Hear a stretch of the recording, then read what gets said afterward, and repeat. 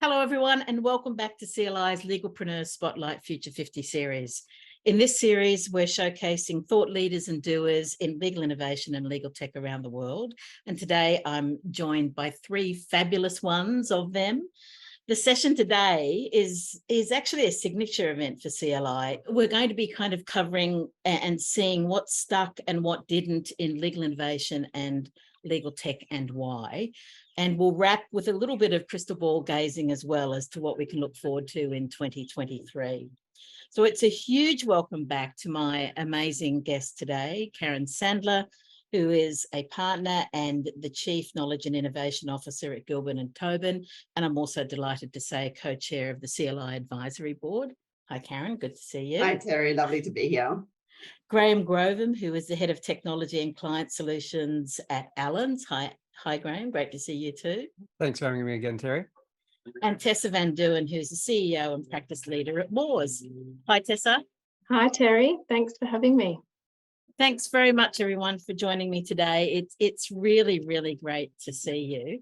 I'm going to try and split today's discussion into two bits. Firstly, a bit of a focus on legal tech, and then secondly, we'll flip and have a focus on innovation as well. So I've got the first question coming to you, Graham. So heads up, here it is. Let me jump in on the tech side.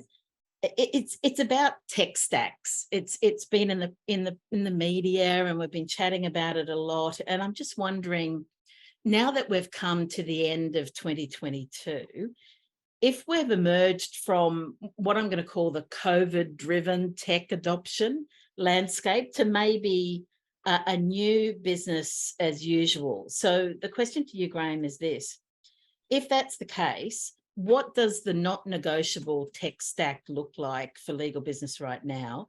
And how do you see that changing in 2023?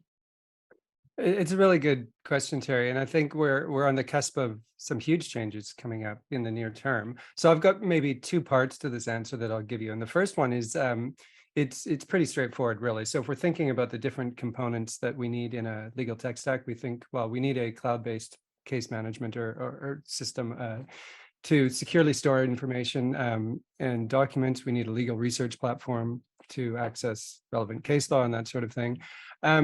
Communication and collaboration, that's something we've all learned over COVID, obviously. So that's a huge level of importance now, Teams being the dominant one, but hey, we're on Zoom today, and this is exactly the sort of thing that is playing a massive role in all of our lives these days. Document automation, again, massive. It, I think, is really taken off, especially over the last couple of years in terms of process automation more generally, but document automation certainly, and then CRM systems as well. What does that look like as we go into 2023? Well, we've got the increased use of AI, which even most recently is really coming to the fore. We've got blockchain technology. We're in the midst of a massive crypto kind of collapse at the moment, but I don't think that actually means anything from a blockchain perspective. We've got the integration of virtual reality technology, so not needing to appear in person in courtrooms as much as previously. We've got predictive analytics, and we've got the integration of voice recognition technology. So that's, I think, a really good list and a pretty solid list. It's also kind of a boring list, and it's a list that I didn't write. It's a list that Chat GPT wrote. So I dialed it in on this answer and didn't actually do anything myself other than type the question in, which I think is fantastic and amazing, and really something that is going to change the face of technology in 2023 for the legal industry, certainly, but for all sorts of industries as well. Starting just in law school, I don't have a clue how professors are going to have any ability anymore to mark essays properly. Like, where is this, right? Where did it come from?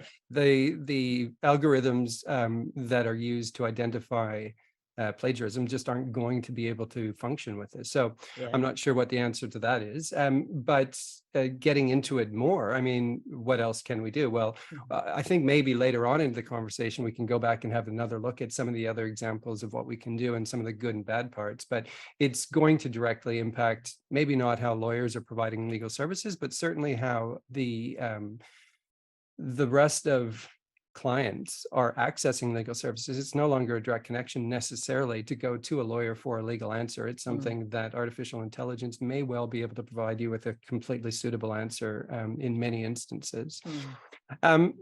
But going back for a second to the mundaneness of that answer, it doesn't really give any color or excitement to what should be a pretty exciting topic. So if we take a step back and think about, well, what else is happening? There's the context in Australia, especially of data security.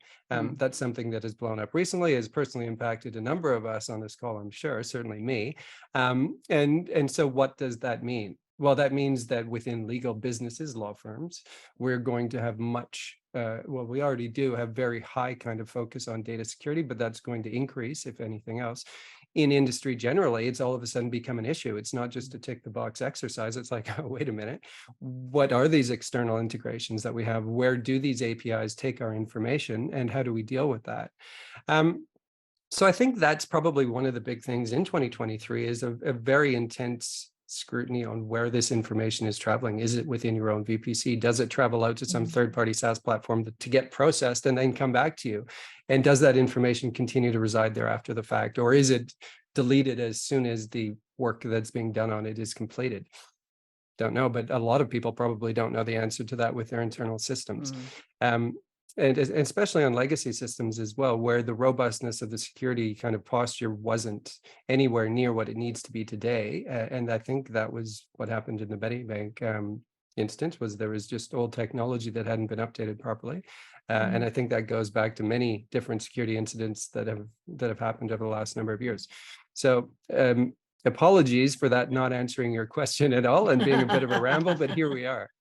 No, you did. And I think, one of the key things that I'm taking out of what you're saying, and I guess probably where I settled on this as well, and I'm sure Karen and Tessa will pick this up in their comments, but that the ability to just rely on somebody else to get it right, to not ask the questions, to not make, if you like, forensic investigations, is now over. We've passed that. You have to do that.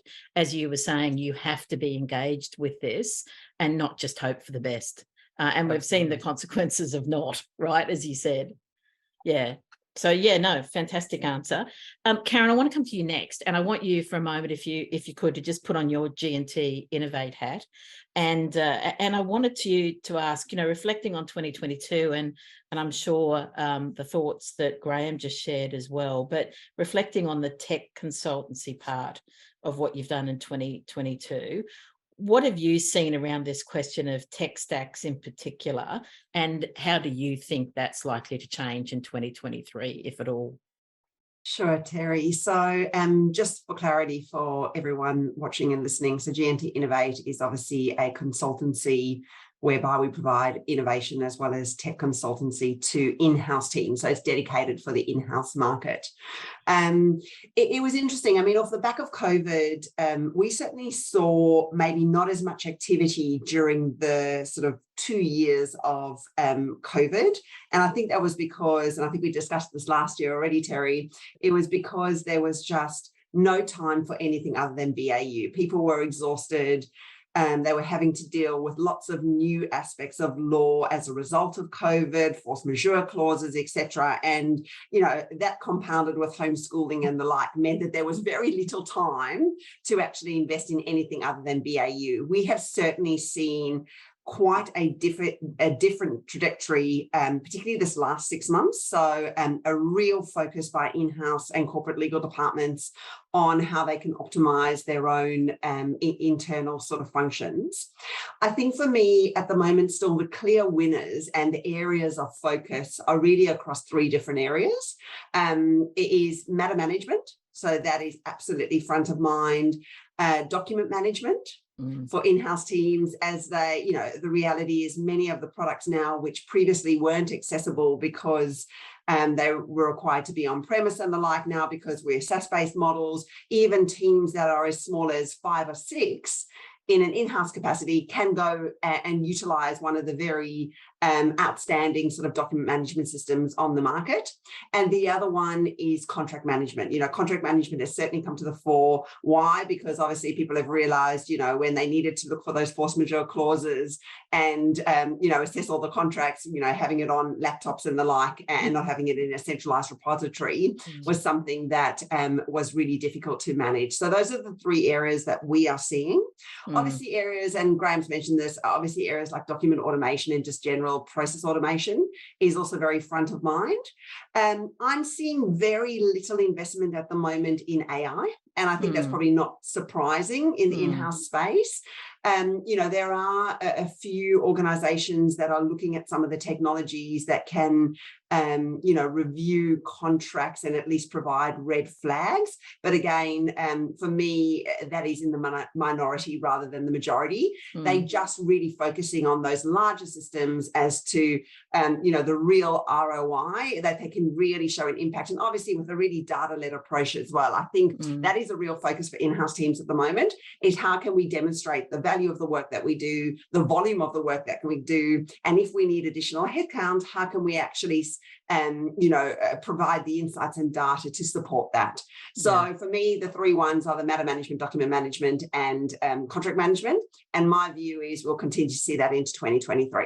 These are not systems that take 5 minutes to implement. There is a lot of time and investment spent up front to make sure they are implemented correctly. Obviously, there is a huge change management component in that as well, and obviously bringing the business along for the journey too. So my expectation is we will see much of the same, and that just increasing in nature in 2023. But it is still, by the sounds of it, locking in the fundamentals, isn't it? And making sure everybody knows how to use it and to use it well.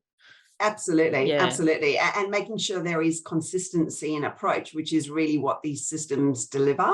And many of our in-house teams in Australia also have, overseas offices and the like. So, it's not only a rollout in Australia, it is a rollout, across the globe as well. So, yes, for me, it's more of the fundamentals getting right. I have no doubt we will get to the world of AI and the like, but again, we're not seeing a huge investment in that at the moment. They're just trying to get the house in order. Yeah, absolutely. Tessa, obviously in your role, you're very significantly involved in the tech purchasing decisions for your firm. So I'm going to ask the question slightly differently here, in as much as what, in terms of your tech stack, was on your priority list this year and why? And as you look ahead to 2023, is that changing?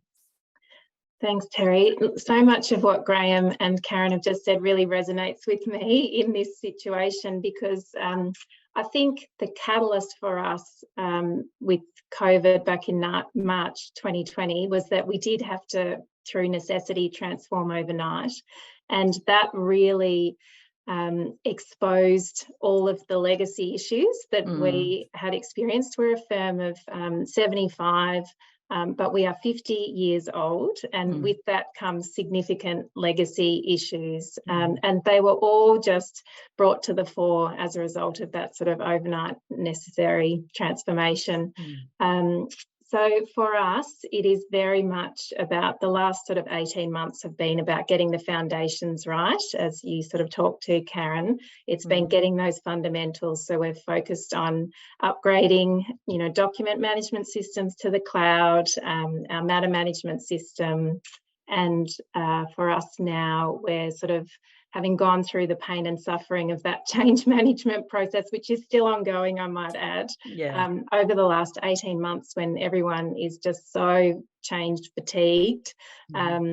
We are now sort of, hopefully the light is at the end of the tunnel, where we have the foundations right and we can start thinking about the future. For us, specifically, a big priority is data security. Of course, my board is asking about that regularly. I've had to upskill significantly through necessity into, being a liaison, I suppose, between the board, the business, and all of our tech providers. And automation, as you touched on, Karen, now that we have the foundations, for us, automation is particularly critical given our size, but also because of our business models. So we are a value pricing firm. We don't have time as an input. Our business model rewards working smarter. And of course, we need to make sure that we are leveraging as much tech as we can to enable our people to work smarter, not harder. Yeah, absolutely. So from all of you, I'm kind of hearing that we've got kind of like a long COVID tech-related implementation, adoption thing happening here. We're still kind of, in a way, I guess, reaping the benefits, but also having to embed the things that we've had to do. But there are definitely some things we can pull out of that as a focus. So I want to jump into the next one, or the next question, which is around platforms and point solutions. And there seems to be a little bit of a debate going on here. So Graham, I'm going to come to you first on this one as well, but let me set it up a little bit. I've seen in the media, as I'm sure all of you have, the suggestion that legal tech vendors are now more sophisticated in terms of their understanding of what is going to be needed by their clients. We're also seeing this whole thing around interoperability working better. So things are connecting a lot better and working well. So the suggestion has been made that platforms no longer reign supreme. But on the other hand, if we look at that, we see, and I'm going to call it the explosion of Office 365, but then we've also seen that things haven't gone as well for Rain and Court, which was, obviously spoken about in terms of being the legal app platform. So a lot of stuff going on, kind of a lot of, I guess, mixed messages and fortunes, woven into that. So Graham, as you've been looking at all of this, and I know that you've been following it very closely, how should a legal business listening to this today process all of this? What should they, what can they do? What do they need to be focusing on? And I guess particularly in 2023. It's a good question again. And I think because we are interested in this, we like to get into the minutiae, but perhaps the best advice is to ignore all of that, figure out what your problems are, and then go about solving those problems. There's going to be a spectrum, if you will, of immediacy of need. So do you have a pressing need? Then you better deal with that immediately. Is your need not so pressing? I mean, it's not urgent, but it is important. Well, let's go and see if there's something that fits a broader kind of component within your business and maybe solves more than one problem from a platform perspective. I think Rain and Court is an interesting example of death by due diligence as much as anything else, where, I mean, this is certainly highly prevalent in every single legal tech startup that there is, and most other startups as well, but I think legal especially, where the amount of time that it takes to get socialized and then become accepted within the market is just longer than the runway that the company has. So you'll quite often just see companies cease to exist. Now, that's unfortunate when the company ceases to exist, but doesn't have many clients. It's also unfortunate when the company ceases to exist because it's been acquired by another company and the clients are left in the lurch somewhat because, no, we're just going to internalize that technology, make our product better, and sorry, you're out. And I think that's one of the biggest risks for the consumers out there that are thinking, well, what do we adopt? And one of the main reasons why I think there's so much value in the Office 365 side of the equation, or if you want to put it a little more broadly, the platforms and the applications that are out there that are not specific to legal, because legal doesn't do anything special from a work product perspective. If anything, it's behind the curve. So to suggest that there are bespoke tools that are required to conduct legal work is, I think, probably over-egging it just a touch. The reality is most would survive, and in fact, many do survive just fine, not ever using anything other than Word and Outlook. So in the same breath, I don't think we can claim that we need specialist tools. AI is a good example of how it can work and how it is working. E-discovery has made that commonplace to the extent that we don't even discuss it anymore. It's just part and parcel of what happens in e-discovery. But on the incoming side as well, in the work that I do in Office 365 for clients, we've got AI Builder that's a part of Power Automate, which is within the Office 365 family.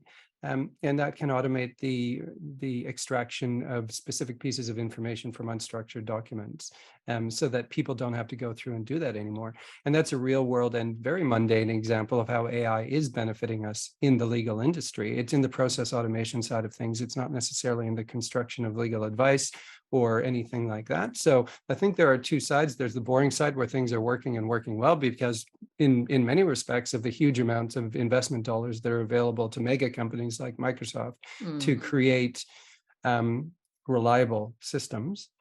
And then on the other side, there is the more bespoke creation of applications that hit a niche and target need within the legal industry, but don't ever gain sufficient kind of critical mass to become adopted and fall away, more likely than not. Absolutely. Karen and Tessa, I wanted to get your thoughts on this as well, because I know you'll come at this probably from slightly different perspectives, each of you. So Karen, let me throw to you next first.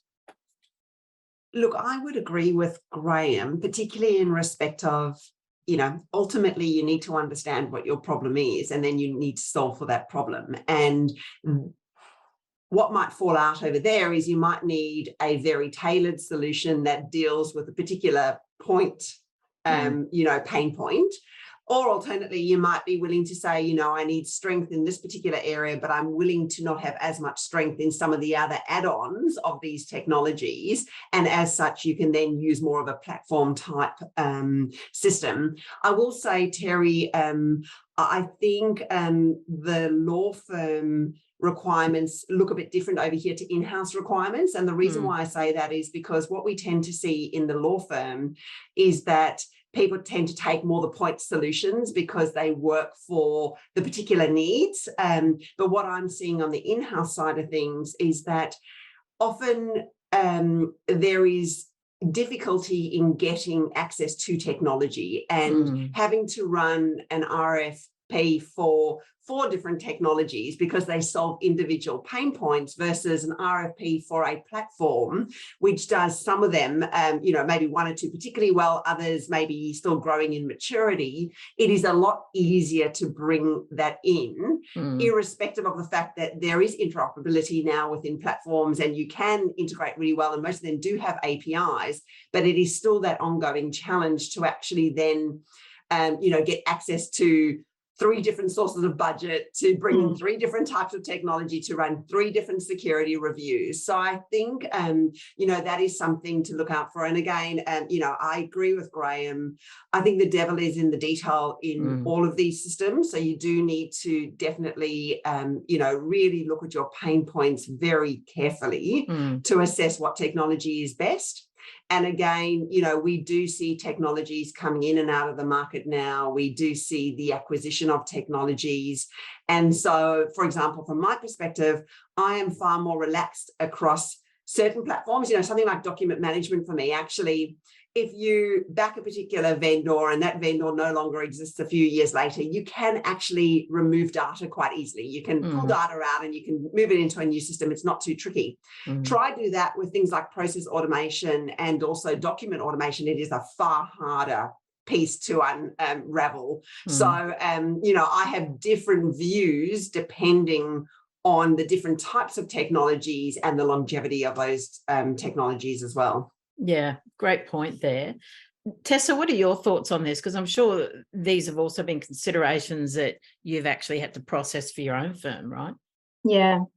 Look, I love Graham's advice, and I'm going to take it, that I can kind of ignore all the bluster, because honestly, it's really overwhelming. As a firm of our size that doesn't have the resources necessary. Like, we have an outsourced IT function, and we do have some sort of legal ops capability in-house, of course, to act as that liaison. But it's, for me, yes, I totally agree, Karen. We have to be really careful about articulating and understanding our problem that we're trying to solve, because the temptation when you're small is to jump straight to solutions. I have people coming to me all the time within the firm. I've seen this, I've seen that. Can we do this? Can we try that?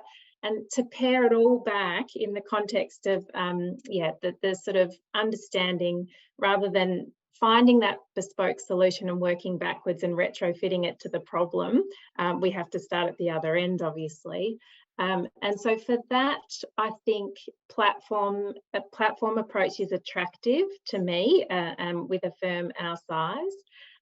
But obviously we do dip into point solutions where we have to, but that interoperability piece is absolutely critical for us.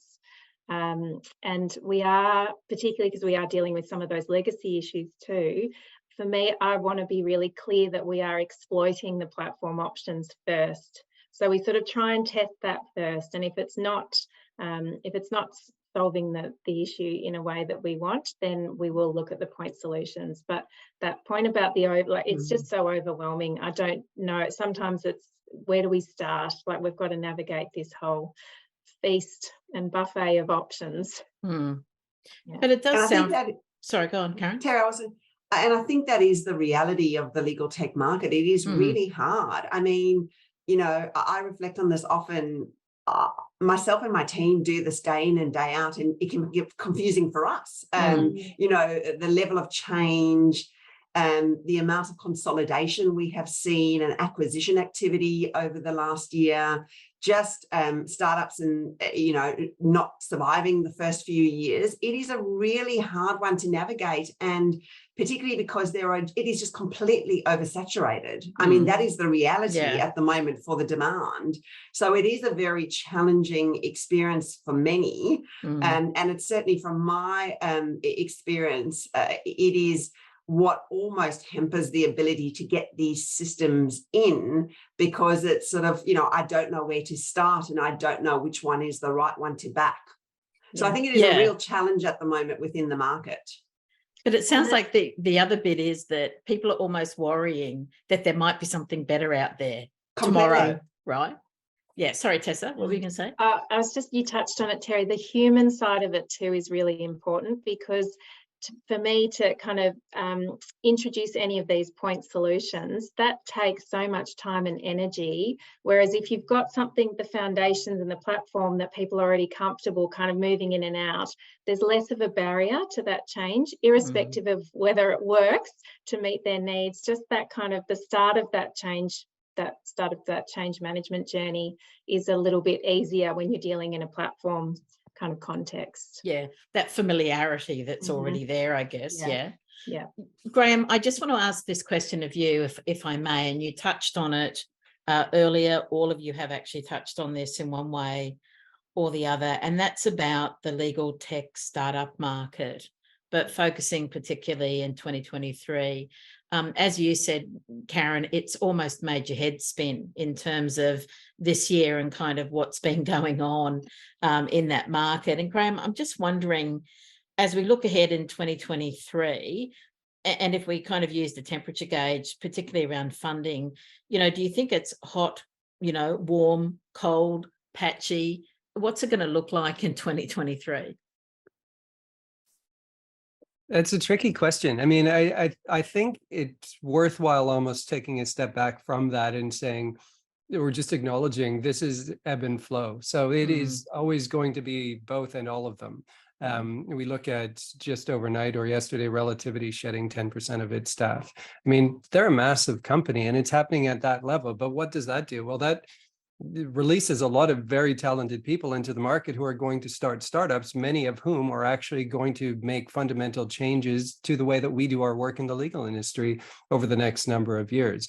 There are success stories out there with investment rounds. Joseph has just had a great one, which is great to hear about. We've got Librio, which is a company I'm a fan of from a number of years ago that's just been acquired. We've got all kinds of great examples and then all kinds of disappointing examples as well. And I don't think that this year will be any different than other years, except that we will continue to get better tools created as a result of all of this. The tenacity of the startup founders that are out there grinding away so that we get the benefit of their products are doing it tough quite often in terms of the amount of personal sacrifice required to get those companies up and running and flourishing when they do flourish, and being resilient enough to deal with it when they don't. So I don't see any of that going away. I think it will continue, but I do think that the level of technology is increasing in all of these applications as we go year to year. And a lot of that is influenced by things outside of our industry, but the technology industry more generally. Absolutely. I'm going to flip now. I'm going to flip to innovation. And I'm going to ask this first question of you, Karen, but I want to preface it with a quote, and it's an oldie but a goodie from Jack Welch, who, as you know, is a former chairman and CEO of General Electric. And the quote's this: when the rate of change on the outside exceeds the rate of change on the inside, the end is near. And the reason that I'm using that quote is this: there's been so much activity outside law firms in this year in particular. You know, we've seen in-house departments, and we've spoken about it already in this podcast and video about how much more they're doing with tech. We've seen that activity within law companies and software developers that Graham was speaking to as well. And there's all this expansion and integration kind of going on as well. So I guess the question to you, Karen, is this: what drove or didn't drive, as the case may be, innovation in-house versus law firms in 2022, and kind of what were the catalysts for that? And the reason I'm asking this is because I guess I'm trying to work out in my mind, are we kind of on a tipping point with that quote? Have we got in-house now moving at a different speed than we have law firms, and is that going to create an issue? Yeah, look, really good quote and really interesting, quote as well. I actually don't think that we have a tipping point at this stage, Terry. I mean, my view of things, and I obviously touched on this previously around in-house, is,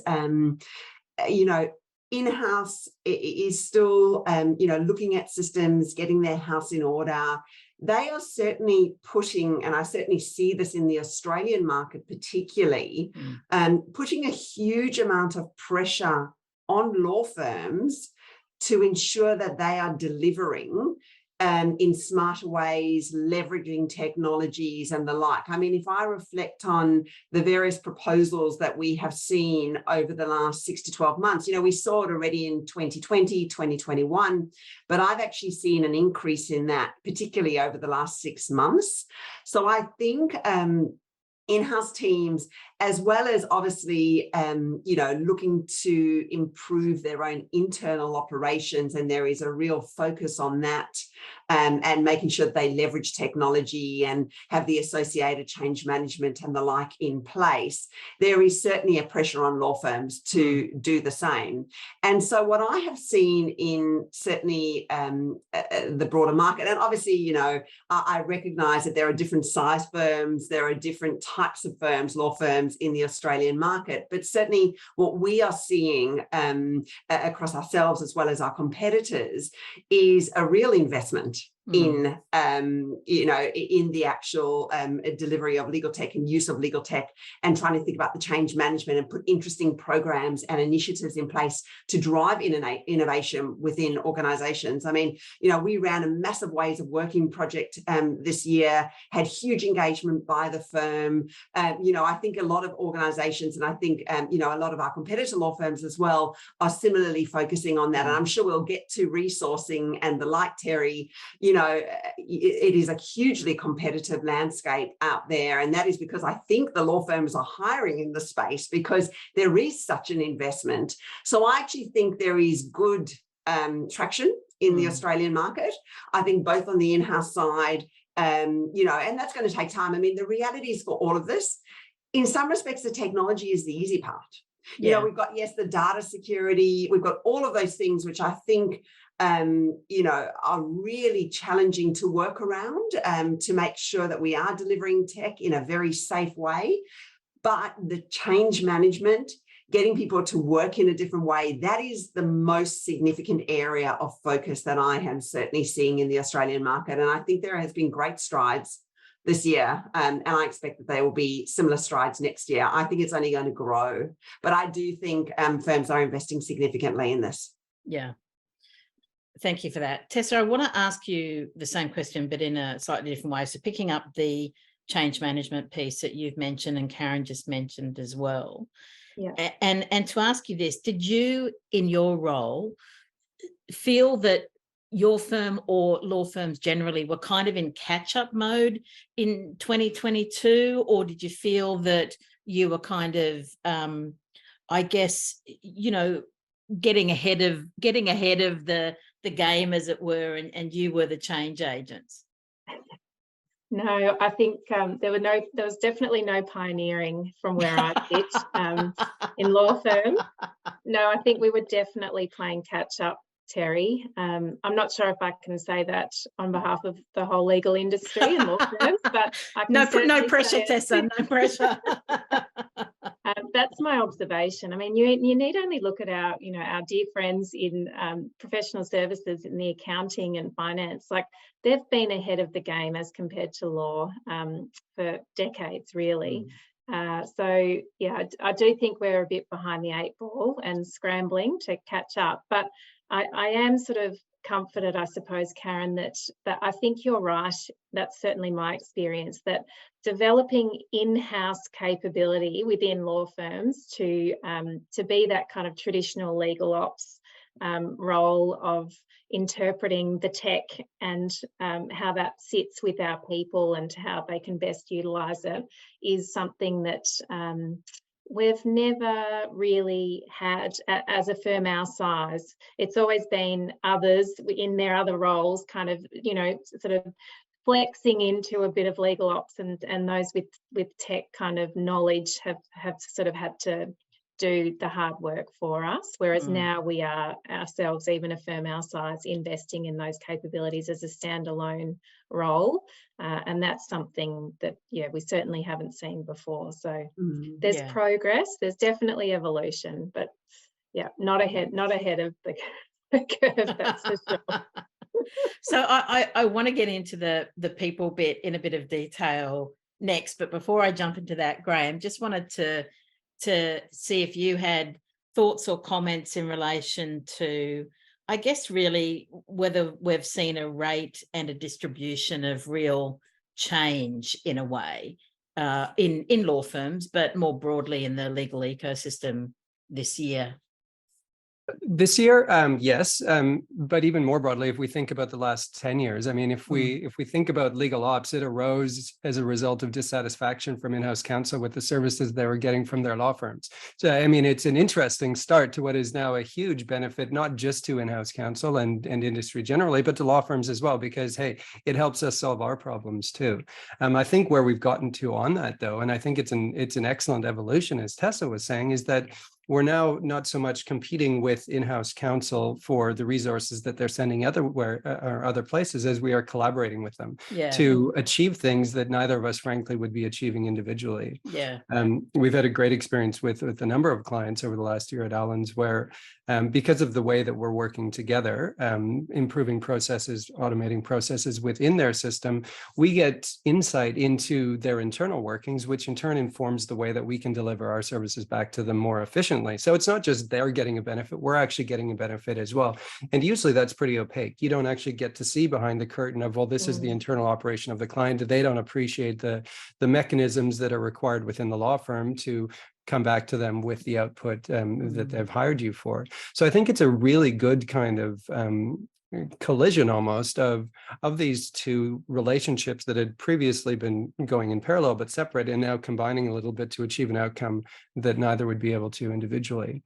One of the things that I think holds law firms back a little bit in this regard, though, is that our risk profile is not necessarily the same as our clients. So there's an immediacy of need from our clients. That's part of why they're talking to us in the first place, that requires them to make more drastic changes than a law firm is required to, because frankly, they don't have that kind of immediacy that the client does. And I think that holds us back. I think we're learning very quickly how to overcome that and how to adapt and improve our processes, even though the immediacy isn't quite as great for us. We do seem to be becoming more and more comfortable with this, it's cliched, but often referred to as clients more like colleagues than we have been in the past, right? And it does seem, from what you're all saying, it's a function as much of the way that work is changing as it is client needs, right? And of course, the two of them not being divorced, which leads me squarely into the people bit. And you know, the fundamental is, and all of you have spoken about this, that you just can't get innovation to happen if you don't have the right people or you don't have the right capabilities. And so I wanted to pick up on this with you, Tessa, from particularly your points that you were making earlier. I guess we're in a really interesting environment at the moment. We've definitely got skills shortages in law firms, no matter where you look, whether it's lawyers or whether it's allied legal professions. But we've also got resignations, frustrations with the slow pace of change, frustration with the billable hour manifesto. I know that doesn't apply in your firm, but you know, we've seen surveys about the frustration of the lack of technology being used or people being able to use it, you know, particularly in law firms. And of course, there's that general frustration with us not being as skilled as we need to be in terms of the use of data and employing that in the decisions that we're making. It's a massive agenda. It's a massive agenda. So how did your firm kind of deal with all of this, or even counter it, I guess, and retain staff in 2022? Look, it sounds trite, but we just put people at the heart of everything that we do. Like, we really drilled down on our people, on our clients, on the human side of all of this. And with that came a focus on autonomy. So we gave our people full autonomy to manage their time, their energy, their effort in the way that gets the best out of them. To do that, though, there's got to be trust, there's got to be psychological safety, there's got to be a connection to the purpose, there's got to be sort of values alignment. Like, it all comes down to culture. And so we had to, we were lucky, we had good foundations to build upon, but we had to really drill into that, set up that framework, and then hand it over to our people. So I think that has worked for us. Of course, there are frustrations. We have, for me, it's that really, I've been walking a very tight line between communication in terms of less is more. I have found through some failures that, in fact, in this era, more is more. You really do need to over communicate. People will dip in and out of that if it doesn't suit their level of what they need, but for the most part, consultation and communication has been really key to managing some of those frustrations. And I think, Karen, you alluded to this, but we have really given agency to our people to come up with the solutions. It has not been a top-down kind of approach. And I've been really honest about that. I don't have all the answers, but collectively we might. So let's give that a go. We've had hackathons, we do regular pulse checks. We're always asking our people for their sort of, you know, where they're at. It doesn't have to be solutions focused all the time, but just even being able to articulate the problem. You know, people are using words like languishing and burnout, and all of this is kind of floating around, and it's real. It's manifesting in different ways, I think, with people. But yeah, that I think has been something that we've really tried to focus on. And I wouldn't say it's, you know, we're certainly surviving. We're not thriving as such, but we've retained our people, and that's critical in this market, as we've all seen. And the other way that I think we've done that successfully is to build capability in our people. So really investing in them, building their skills, putting them through different training, giving them qualifications, supporting them to get new qualifications, which of course sets them up in the future. Of course, it's part of their growth and development, and they may not be with us for the long haul, but whilst they are, they're engaged, and therefore they're productive. And I guess pulling the tech part into this, Tessa, as well, with hybrid or remote working and the communication, the focus on communication, I guess there's been that kind of steep learning curve in a way as well, and that using technology, not just to do the work, but actually to communicate and retain culture for your organisational firm as well, right? Yeah, definitely. I'm not sure if it was Karen or Graham that talked about you know, when we're talking about point solutions and platforms, Yes. collaboration and communication has been huge. That's been a massive priority for us. We are, full disclosure, in the Office 365 environment, so we've been able to utilise that and exploit that for this too. But yes, that's been critical. Absolutely.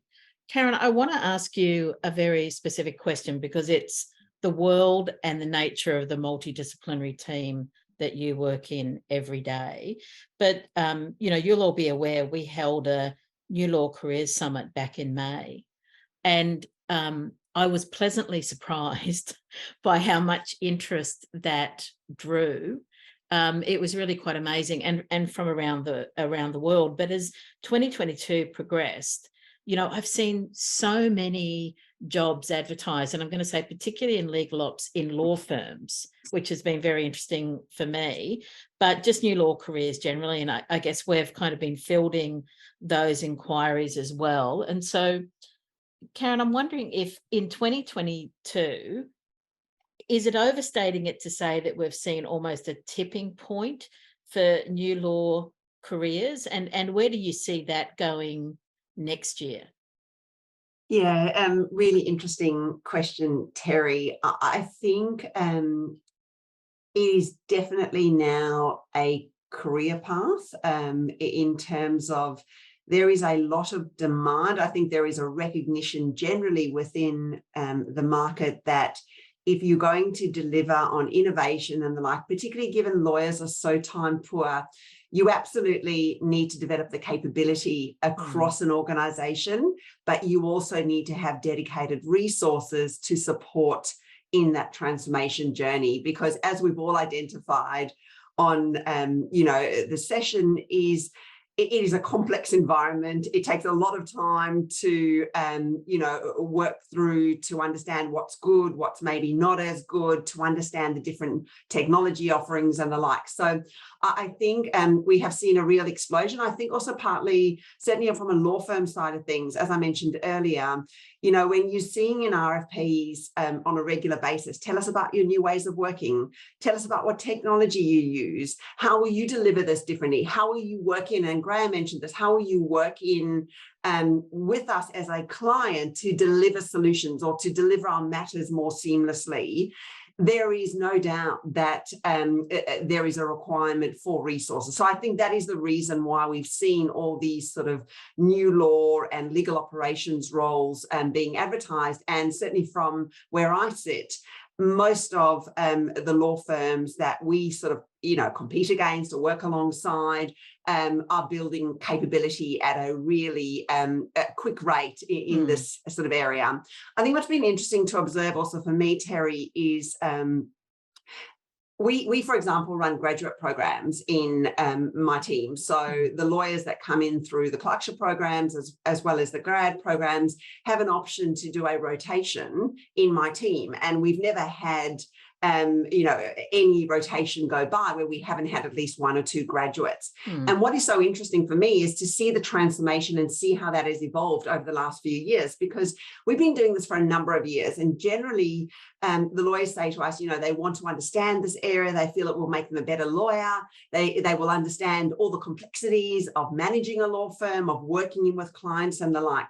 But what we are also seeing now is actually, we might want to go back for, you know, to do 1 or 2 years in legal in a traditional practice group, but actually this is where we see our long-term career. So I think there's been a real shift and an awareness now across law graduates and the like as to different career paths that exist within the new law space. And that's really an exciting development.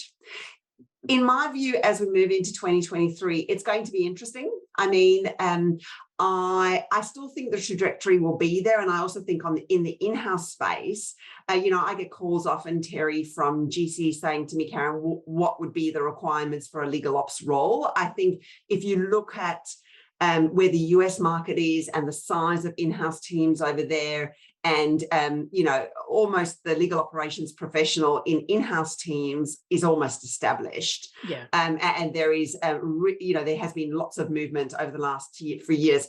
I think that's an emerging role in the Australian market. And certainly, I think we will see a huge growth in that in 2023. What will be interesting, though, is the economic environment. Yeah, as absolutely. we move into 2023. I think the reality is there is lots of talk about recession. I listened to a recent talk by one of the banks, and they are predicting, I think it was 35 or so countries in recession by June next year. So I think the economics are not working in our favour. And I do think that is going to be interesting as we move into 2023 to see whether we will have that real heightened trajectory in, roles and stuff as people start tightening up. And I think that will be on the client side as well as on the law firm side as well. Yeah, absolutely. Graham, kind of reflecting on what Tessa and Karen have been saying, and of course, we're by and large talking about your lived experience. Thoughts about this topic? Well, yeah, no, I mean, I agree with everything that's been said. It's an area that continues to grow and continues to kind of grow its own reason for being, if you will. So it's no longer an adjunct kind of attachment to the legal work that's being done. It lives on in its own right. We at Allens have started a graduate program that is focused solely on this. So we'll have rotations starting this year going through our legal tech group, our innovation group, our product lab, and our KM team. And so that's just kicking off this year. It's super exciting. And we had a massive kind of application pool for it. So it's really encouraging just how much interest there is in it. Looking at when we do client secondments and that sort of thing with our paralegals or junior lawyers, those that have computer science backgrounds as well as legal backgrounds they're just clamored for. There is so much interest in it because it's precisely those types of skills that are making the most difference in what is still a very kind of new to tech environment, being the in-house teams, right? So any level of skill is just viewed as incredible prowess compared to what the average more senior lawyer might have within those groups. More generally, I mean, within Allens, we've got a huge team, it turns out. I had no idea when I started, but there's about 70, 75 people at the moment, which were within the group, including an innovation team, which is completely internally focused and just drives Allens' adoption of better ways of practicing and delivering legal services. And then our product lab as well, which is fantastic. And it's not something that I've seen too often with such a significant team, again, really driven to improve the way that legal services are delivered to our clients rather than creating apps specifically for clients or for the market. So I think if that can happen within a law firm, we're certainly seeing that happen on the legal ops side. The areas of opportunity for new entrants into the legal market, but also for those that are looking for a change is just huge. Yeah. And for me, it's been fascinating to watch that, because it's almost been that allied business professionals have gone through a couple of waves. That first one was very internally focused, but increasingly the second wave has been externally focused because they're part of the business services deliveries that firms are making. So it's just been really interesting to watch. And I kind of felt, as you all did, that it kind of felt like it took hold in 2022. And as you say, Karen, who knows where that will go with the economics not in our favour at the moment, but certainly the roles, I think, are established and there and being embraced. Yeah. Definitely, Terry. I don't see that changing at all. I think it is widely accepted that these are incredibly important roles for the delivery of legal services. And as I said, that is pushed by clients as well as in-house, as well as law firms as well. So I do not think that's going to change. Yes. I just think maybe the volume that we are seeing at the moment might come off a little bit just because of general economic trends. Yeah, absolutely. Folks, tragically, I have to start wrapping us up. And I mean that because I'm always a little sad when we come to this point at the end of this each year. But I wanted to wrap with the crystal ball gazing part of this, if you like. So looking ahead in 2023, we can check next year if you like at the end to see how we went. So no pressure. But I wanted to ask you, and again, I'm going to go really broad and bring everything together. So choose out of this whatever you would like in legal innovation or tech or both in 2023. Where do you think, or what do you think the focus or priority list is going to be? And Karen, I'm going to start with you on this one first. I see, Terry, this is always a very hard question because when we answered this a couple of years back, we never predicted COVID. So, but as I said to you then, give yourself a break, So, I'm telling you, absolutely. So 2023, I think it's going to be a very interesting year. I think there is going to be significant focus on embedding technology, both across in-house teams as well as law firms. But I think it's going to be a challenging year. And the reason why I say that is because on the one hand, there is going to be a real focus on let's get the technology in. We need to make sure that we deliver value at the most, reduced cost as we possibly can, particularly if we move into a recession. On the other hand, though, people are going to tighten budget, I believe, which is going to prevent some organizations from actually bringing in technology. So I think it's going to be interesting because had the economics not turned the way where I think things are going to go, I would have said 2023 is going to be a year of real change in terms of really off the momentum of 2022, legal operations absolutely established, real focus off the back of COVID, coming out of, I just have no more time to spend and anything other than BAU. I've seen that emerge now in the last sort of 6 months where people are really focusing on this, feel like there is some additional capacity or the like. I think next year would have had everything right, but I am worried about the budget side.